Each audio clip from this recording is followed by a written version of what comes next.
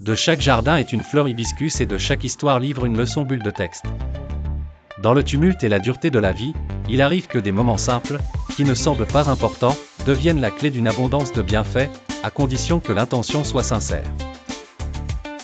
Le docteur Mohamed Rateb Al-Nabulsi raconte l'histoire d'un chauffeur de taxi qui a été arrêté par un homme pauvre, visiblement fatigué et affaibli, qui lui a dit « Je veux aller au bout de l'avenue en haut de la colline, mais je n'ai pas d'argent pour le trajet. » Le chauffeur a contemplé son visage un instant, puis a dit calmement « Monte ». Il l'a conduit sans hésitation, sans critique, sans faveur, juste en faisant le bien en silence. À leur arrivée, l'homme a vu ses enfants courir vers lui en lui demandant « As-tu apporté du pain, papa ?»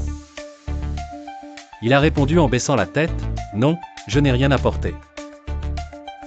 Il cachait la vraie raison, il n'avait pas d'argent et ne voulait pas embarrasser le chauffeur ou prolonger le trajet sans compensation. Mais le chauffeur n'a pas pu supporter la situation, il est descendu avec sa voiture au pied de la colline, a acheté 5 sacs de pain et est revenu à cette maison modeste.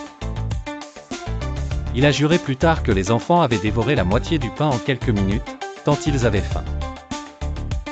Ensuite, le chauffeur est retourné à son travail en ville, à la recherche d'un autre client. Et là, la surprise, il a été arrêté par 2 touristes qui lui ont demandé de les conduire à l'aéroport, et ils lui ont donné 2500 livres au lieu du tarif habituel de 500 seulement. Immédiatement après, 2 autres touristes sont montés avec lui vers un hôtel et lui ont donné $200, l'équivalent de 10 000 livres.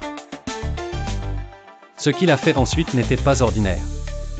Il est retourné à la colline, non pas les mains vides, mais chargé de fruits, de douceur et de viande, et a dit à l'homme pauvre, « Tout ce bien m'est venu de la part de Dieu à cause de toi. Parce que je t'ai servi avec une intention pure, uniquement pour Dieu, et me voilà de retour, non seulement pour rendre l'appareil, mais pour m'apprendre que celui qui sème le bien, récolte des bienfaits et des bénédictions, quand il lie son cœur à Dieu et non aux gens. Ce que tu fais en secret, Dieu te le récompense en public. Et l'intention, même si elle est cachée, fait des miracles. Sème le bien et avance, car le pourvoyeur n'oublie pas.